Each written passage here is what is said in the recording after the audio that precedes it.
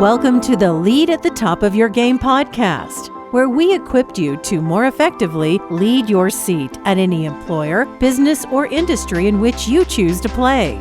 Each week, we help you sharpen your leadership acumen by cracking open the playbooks of dynamic leaders who are doing big things in their professional endeavors. And now your host, leadership tactics and organizational development expert, Karen Farrell Rhodes.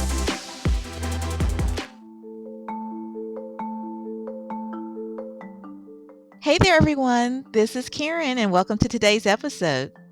You know, in my experience, I don't know of a single CEO or COO who doesn't depend upon the company's project management experts to keep cross-functional operations running as smoothly as possible.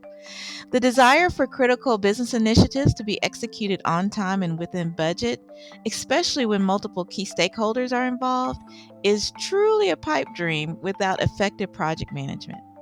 To take us behind the curtain to better understand the dynamics of project management within an organization, we have on today's show Trevor Kacedon. He's the Director of Project Management at Radienz Living. Trevor is a star in the project management field who has also led project management teams at enterprises such as Young Living Essential Oils, Godiva Chocolates, and Bristol Myers Squibb. Listen as we chat about the value of having a project management officer in the Csuite, as well as how Trevor has excelled in his career while being on the autism spectrum. Be sure to listen to his addition to our leadership execution playbook and my closing segment called Karen's Take, where I share tips on how to use today's insights to further sharpen your leadership acumen. And now, enjoy the show. Well, hi, Trevor. It's so great for you to have agreed to come on our podcast today. We thank you so much for your time and welcome to the Lead at the Top of Your Game podcast. Thank you so much. I really appreciate it. It's very exciting. Awesome. Well, before we really get cracking on some of the interesting stories and nuggets that you have for us, why don't you share with our audiences a little bit about your personal and professional life, for as much as you feel comfortable, obviously. Oh, sure, absolutely. So, for the past 20 years, I've been a progressive project management professional in so many different areas: oil and gas, pharmaceuticals, chocolates, consumer goods, manufacturing, and construction. And for the past 10 years, my husband and I have been married, and we just last year adopted a teenage boy during the Wow. middle of the pandemic, as if that wasn't stressful Congratulations. enough.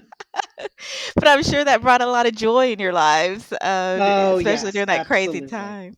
Yes, absolutely. Wonderful. And if you don't mind sharing, how are you enjoying being dads? I really feel like I'm taken to it like a duck to water, which is a shock to everybody I know. And to me, for me, comes more naturally than I expected it to, Oh, well, that is which is very awesome. exciting.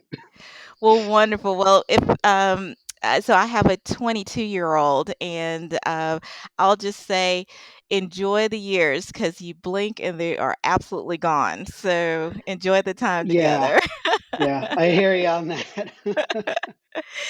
Well, Trevor, I know that you are a project manager extraordinaire or project leader extraordinaire. And I would just love for you to share with our listeners a little bit more about, what it's like being a project management leader and, some of the ups and downs that you've had to tackle during your Mhm. career. Mm. Well, one thing I always tell people when they call in somebody to develop a project management office or even just have their first project manager is you're being called in because there's the recognition that something isn't working anymore. Right. Something was working, and for some reason, it just doesn't work anymore. And usually it's because the company's progressed to a certain point where what got them to where they are isn't going to get them to the next level. But Good point. unfortunately, when you're called in, there's usually a mess that you have to clean up too. Yes. So to do this work, you have to be really organized, but also very flexible, which is very difficult. Mm, You can't be that rigid person who's unwilling to go with the flow while things are just moving through the pipeline and getting things into a better place. mm. You can't just stop everything and start anew. That's not how business works. No, it sure isn't. Yeah. It sure isn't. And I'm just curious, for the project leaders that I know, I always hear them talking about all the organizational dynamics that are going on Mm. in their jobs, and sometimes things are going well, and then sometimes there's a lot of dysfunction. And so I'm just curious, have you seen that in your experience? Oh, absolutely. And Yeah, frankly, if you haven't seen dysfunction in an organization, I don't think you've worked in very many that's organizations. I true. mean, it's just normal. Yeah. But really, project management is obviously process Hmm. focused. But a lot of times when you're coming in as a project management professional, there's a cultural problem. There's a Hmm. cultural, either it's a change that is coming or the culture doesn't fit for purpose anymore. And Hmm. so you can put in all of the processes and procedures that, the PMP tells you to put together. Hmm. But if you don't work on the culture, it's Hmm. pointless. Tell me a little bit So more. many, yeah, so many organizations run into becoming siloed, whether they're big or small. Hmm. It's natural for us to kind of just put on blinders and stay within our own specialization. But also, unfortunately, that means that we're not communicating outside of our specialization. And when we're not reaching across the aisle to, as I say to my team members, to shake the hands of our team members and see what's going on, we can't get things across the finish line as quickly as we could, or even with as great quality as we Mm. could.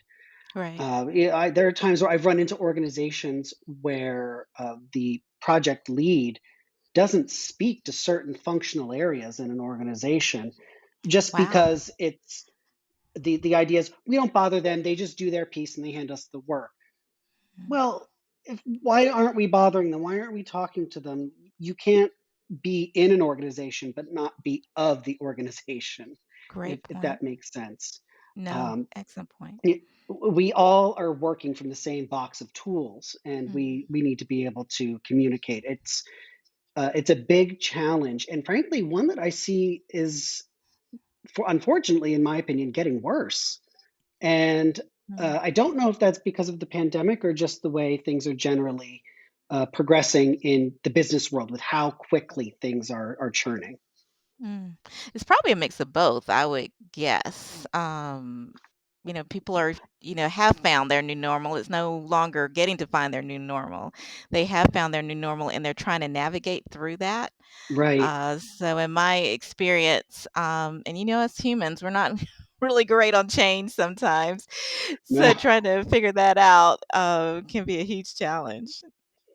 absolutely. Absolutely. I mean, Yeah, the pandemic added a whole new level to it, it and did. frankly, makes my job a thousand times more difficult because I've always said that it takes 100 emails or text messages or whatever to accomplish what one or two conversations face to face can accomplish.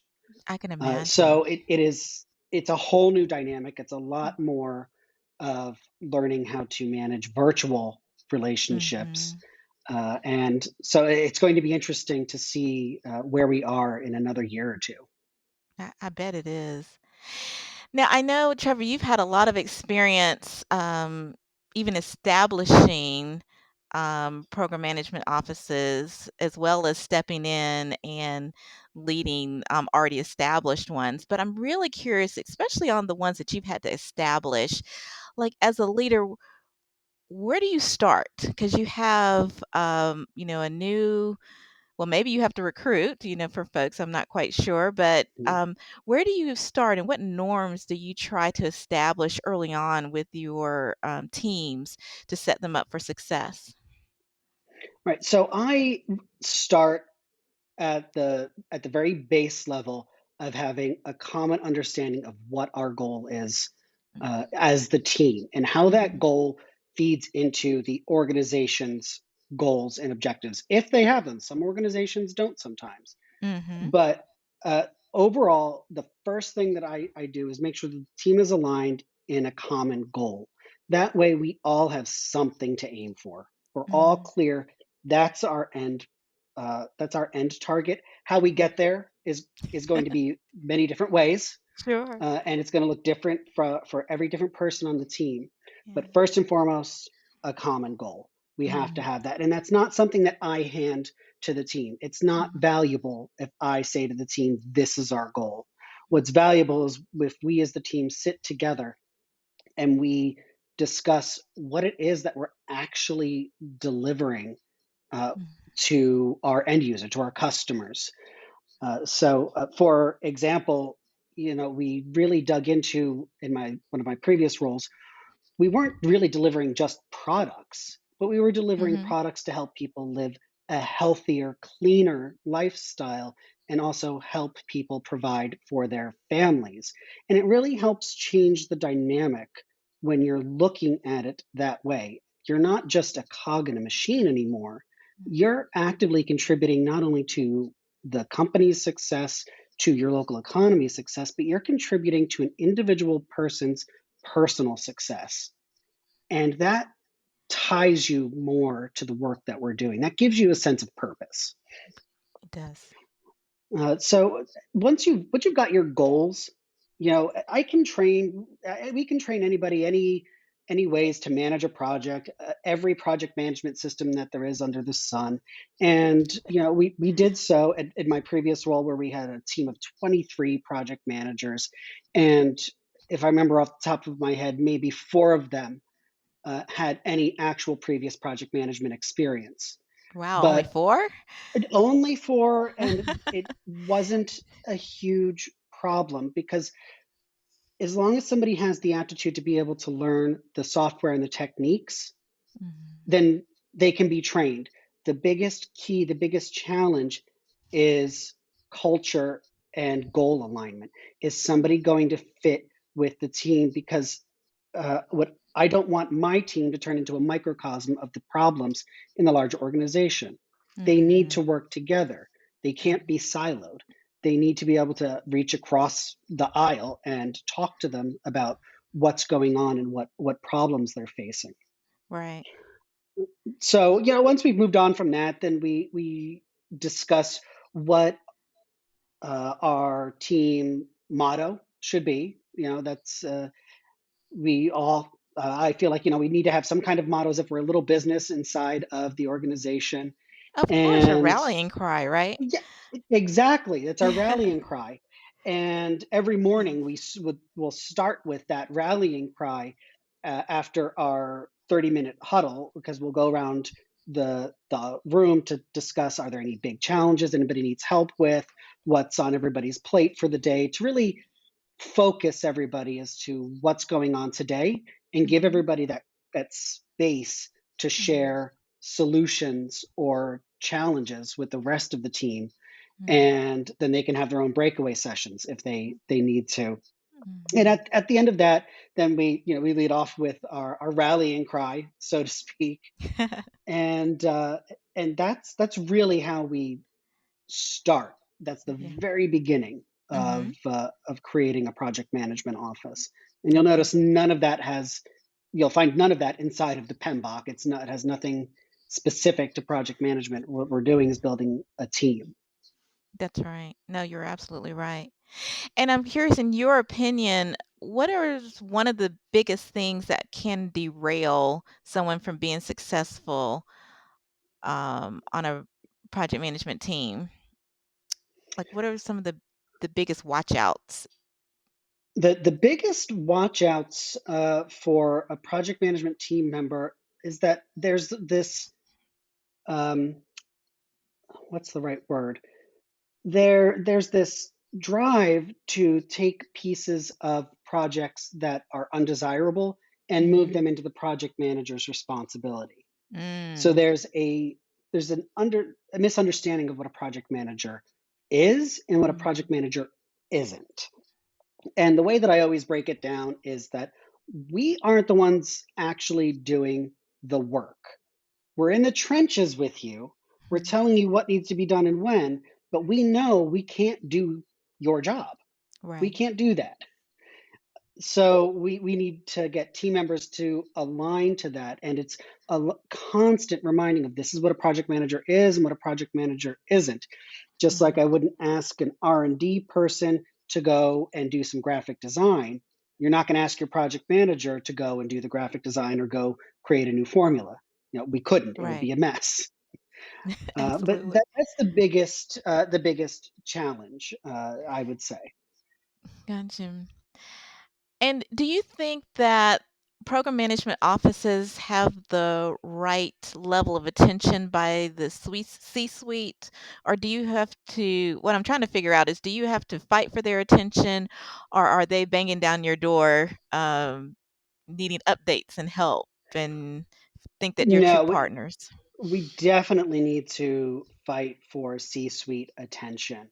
And that's a Mhm. big problem because the C-suite usually is the one that realizes there's a problem. We need a project management office. Let's get one in place. Mhm. But it's a matter of partnering and teamwork. They have to partner with us to help us guide things through the pipeline to match what the C-suite what the executive team's goals and objectives are. Mhm. But a lot of times, the C-suite executives will treat a project management office as okay, we brought you in. Why aren't all our problems fixed? And that's not what we're there for. We're not there for that. Right. Um, so I And definitely think it requires more C-suite mm. interaction. And then it sounds like, and I know not all organizations are open to this, but it sounds like having a service level agreement conversation with the C-suite, is valuable so that they know, what you're responsible for and what you can, like you Hmm. said, what you Hmm. can and can't do, and what types of support the overall team and function needs, and how they should think about prioritizing what you all do. Am I off Yes. base? No, no, that's absolutely right. And if you want to even go one step further, I'm a big proponent of developing a new C-suite role that is project focused. Oh, tell me Yeah, more. in large organizations, you've got projects that are running upwards from a month to years in Mm, your pipeline, and it mhm, could be products, it could be internal projects just to optimize things, but an enterprise project management office should be able to support all of those, mhm, whether it's direct hands on or branches off that team that mhm, are, say, out in your warehouses or uh, down at the store level or what have you. But in my opinion, there really needs to be more involvement of project management and leadership at all levels of the mhm. of organizations. Every department has some project going on, whether they call it a project or not. They've got one, Yes, they sure and do. and every department does not have a project manager, Yeah. and nor does that project have the visibility of leadership. Mhm, And it's beneficial because we need to get that visibility all the way up to leadership to show, hey, first and foremost, these are the things that these departments are working on and why their bandwidth may be constrained. mhm, Or, hey, these are the things people are working on, and this is where your budget dollars are going to mm. work on these Great point. projects. There's Mhm, so much invisibility to that. And now that we're in a much more remote work environment, it's going to become even more difficult to get visibility to it. I'm not saying mhm. that it's all bad. Right. Sometimes there's things that we don't need to bring to the C-suite's attention. Goodness Sure. knows that. They have a But lot on their plates too. they have so much on their Yeah. plate. Yes. But I see a lot of organizations where there's not a lot of leadership on how to execute the overall company's objectives. Mm, Whereas in reality, at least to my mind, it's not that difficult. Outline the objectives, let your project team break those down into manageable, digestible pieces into how they flow down through every step in the organization. And then the resolutions to those objectives, bubble up from the bottom and And that makes deliver a lot of in. sense. And I haven't seen any companies really do that yet. Mm. That makes a ton of sense. And so I'm going to ask you this, Trevor. Say we had every CEO in the world listening to our podcast here, and you could give them one piece of advice. What is one uh, piece we should add to our leadership playbook to help them think more strategically about program management offices? I would say if you're not paying attention to it, then you can't control it. Hmm. Say So more. a lot of times, organizations are putting blinders on or their head in the sand over Hmm. really difficult problems. Hmm. And I'm not saying project management's the solution to all of it, Right. but um, hiding from problems is a big challenge and should not be something that a leader should be doing. No, great point. And if I can add on to that, I love your idea of adding uh, a role at the C-suite level because that's where a lot of the decisions are made in the staff meetings and in those conversations.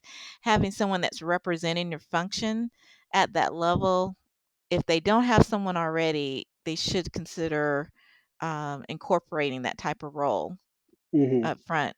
Do you Absolutely. disagree? No, I absolutely agree. Hmm. Absolutely. When you don't have somebody that's just dedicated to that, it's very difficult for that person to not have a bias to what their originating position is. Whether you're in supply chain, marketing, or R&D, if you have project thrown on top of that, you're going to be supply chain, marketing, or R&D first, Right. and then project management.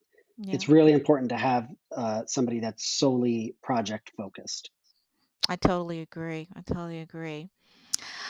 I don't want to get you off the podcast before having you share a little, not a little, a wonderful, interesting fact. And I wanted to put it out there to our listeners because we all, merge work and life together. We all, kind of prioritize our days. I don't know anyone who totally shuts one away from the other. But you were so generous to share that you're on the spectrum, the autism spectrum. And I found that so fascinating because you're such a high performing leader, number one, anyway. But then number two, it's not something that is normally talked about in the Right. corporate Right. world. And you have found ways to be successful. And I won't even say in spite of it because it's part of you, it's part of your life, it's part of who you are. Um, but I just wanted individuals to know out there that those on the spectrum can be exemplary leaders just like you. And I'd love to share a little bit about how you approach the world of work. Um, Oh, yeah, absolutely. And I'm still learning. I was diagnosed when I was in my late 30s, which uh, shocked wow. me. But then when the diagnosis was read out to me, it was like, well, obviously, why didn't anybody know this? But the big thing that I have learned, the Uh-huh. big takeaway for me is that I need to talk about it at work. I Mm, need people to understand that I'm not neurotypical. I'm neuroatypical, and mm-hmm. my mind doesn't operate in certain ways.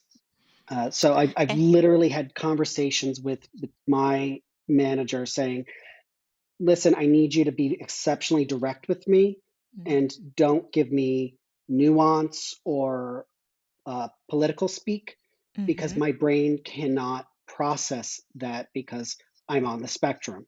I Wow. need direct and literal conversation. Otherwise, I'm not going to pick up on the nuance. And I have to say, it's been really interesting seeing how open uh, my coworkers and my managers have been Oh, to that's it. wonderful. It's really been more nerve wracking leading up to the discussion, but being able to talk about it and say, hey, this is how I need you to approach me. I'm trying Mm-hmm. to meet you where you are. I need you to meet me where I am. It's a two-way street. It is a two-way street, and I just want to not just congratulate you, but just to say what a fantastic and effort to have a courageous conversation with your boss and peers. Because me being an organizational effectiveness specialist, I have come across individuals that have had a variety of things that they needed to disclose with their managers just so that they know how to work more effectively together. And some are open to it, and to be honest with you, some aren't. And Mm, so, having an advocate in the workplace has been invaluable to those that it has gone well. And for those that it hadn't gone well, honestly, they left the organizations because they weren't getting what they needed to be, successful in the workplace. So I'm glad to mm. hear you're in a good situation right now.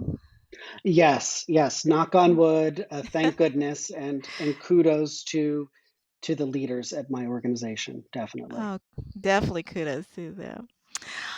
All right, Trevor. Well, we're going to do our last segment called Okay. Full Disclosure. These are All fun right. questions that we ask so that our listeners get to learn a little bit more about you on a personal level. And so, my first question to you is what is your favorite way to relax and decompress? Favorite way to relax and decompress. Mm. I love to put on some old school jazz records, I love jazz too. literal vinyl, and have a cocktail and just sit in my living room and just listen to music and just chill out. Ah. Yeah, it doesn't even have to be a cocktail. It could just be a cup of coffee. Nope, I love a cocktail. So what's your favorite cocktail? Really, bourbon straight up. Oh my gosh. Okay, so I'm a wimp, but I love a nice glass of Chardonnay. And that is my favorite. So, and I love jazz Very too, so we have nice. a lot in common there. Oh, nice. Yes. All right, my next question for you is what is one of your biggest pet peeves? What drives you crazy sometimes? It's the silliest thing. Chewing noises. I don't know what it What is was about it? chewing noises. Oh, chewing noises. Constantly chewing. I have no idea what that's about, but it drives me up a wall. Does it? I can imagine. That's so interesting. Um, do you have a favorite sport or sports team? I don't. I could probably tell you absolutely nothing about sports. That's I okay. don't follow a single one. Uh, what's the hobby of yours that you might have? Cars. So whether Cars. it's reading about cars or working on classic cars, Uh-huh. that's my thing. I love machinery because to me it's very straightforward. It Right. either works one way or it doesn't. No, there you're Um, right. and Cars have always just fascinated me, just especially over Mm, the last 100 years, how technology has just changed so dramatically. it And right has. now, you can already see we're on another hyper path of changing technology in the automotive world. So to me, it's just endlessly fascinating. No, I can yes, we are. Yes, and I don't know if I'll see it in my lifetime, but I bet that we'll have some sort of flying cars, and I do think they're gonna use more of the bullet trains more around the I hope world. so. Yeah, I hope you hope so so? with the bullet trains. We need a lot more of that, We especially here do. in the United States. We need to make it easier to get across the country. We do. I mean, I've taken the train from London to Paris many times. I've traveled quite extensively globally, and I'm like, "Oh my gosh, if we had this in the States, it would have been fantastic." Right, right. Yes, Yeah. I'm always Uh, amazed with Europe's rail infrastructure. Me too. Me too, definitely. All right, Trevor. So this one is called Turn the Tables. So I'm going to give you an opportunity to ask a question of me. Okay. Anything. So it is Friday afternoon, work is over, and it's been a really stressful week. Where Yes. are we going to find you? Oh, that's a good one. You will find me on date night with the hubby. So ever since we dated, and we've been married for close to 20 years now, but we've always had date nights on Friday nights. Every Friday at 7:30, we have it, and we alternate weeks on who plans. So the catch is you have to call the other person at 4:30 p.m. on that Friday to let them know what we're doing so we can dress appropriately or get ready. Oh, okay. So keep a little spice in it in the Yeah. planning. And we try to one up each other all the time, obviously. So, but yes, date night every Friday night. And to be honest with you, Trevor, I have always, shared this fact with work and people. So it's gotten to be quite well known around my professional and personal circles that, okay, Karen and Victor aren't going to be available on Friday nights because they have date nights. They always work and plan around that. Oh, So, oh, that's but sweet. great question, though. All right. And then one last thing. Trevor, we try to tie in, as you know, I've done a lot of research on leadership tactics of effective leaders. And I shared with you the seven that I've written a book about. And I'd Hmm. love for you to share with the audience if there's one that really popped out or resonated with you as you think about in your career. What was one of those tactics that have really helped either you be successful or you've seen it help other leaders to be successful? Oh, absolutely. Leading with courageous agility. I mean, Mm, really, it could be the title to my entire work history really? because of having to go through life neuroatypical, but Mm, also having to be in the project management field. You really have to stand up for what you believe in and doing the right thing. right, Whether it's the right thing on a project, the right thing when it comes to diversity, inclusion, right. and quality at the Mm, office place. If you're not able to be a stand for what is right and for what you believe in, then, in my opinion, you're not leading yet. You have to mm. be able to lead with your beliefs before you can really become a leader. That's so true. And I cannot top that. So we're going to close out the podcast episode. But Trevor, thank you so much for joining us. There were tons of nuggets of information that I think our audience members will find valuable. And thank you for leading with courageous agility by sharing so much information on the podcast. And I hope you have a great rest of your day. Well, thank you so much. I really enjoyed it, and I hope you do too. All right, take care. Bye. I hope you enjoyed our conversation with Trevor Kacedon. Links to his bio, his entry into our leadership playbook, and additional resources on project management can be found in the show notes, both on your favorite podcast platform of choice and at leadyourgamepodcast.com. Now for Karen's take. Did you know that 30 years ago, 80% of the resources in an organization were dedicated to operations and only 20% to projects? Well, today that ratio has flipped. And despite this fact, most organizations still don't have a senior leader overseeing all project activities. I totally agree with Trevor's recommendation to include the project management function at the C-suite level, because this is where major strategy and operation decisions are made, and a chief project officer definitely could provide intense value and insight on how to avoid catastrophes before they happen. I mean, think about the time and money which could be saved if high risk operations are course corrected before implementation. As a CEO or board member, I know I would welcome that any day of the week. I mean, wouldn't you? Successful project management professionals must definitely possess a high acumen to effectively lead with both strategic decision making and a drive for results. And if you're curious, more info on helping your teams develop these 2 leadership tactics and more can be found using the short link bit.ly, which is bit.ly/develop your game. Thanks so much for listening, and see you next week.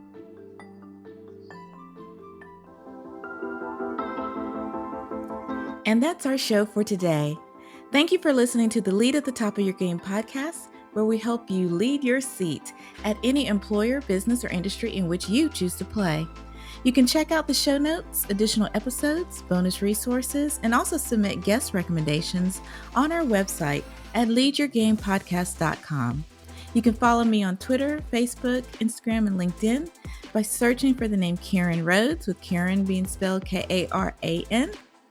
And if you like the show, the greatest gift you can give would be to subscribe and leave a rating on your podcast platform of choice.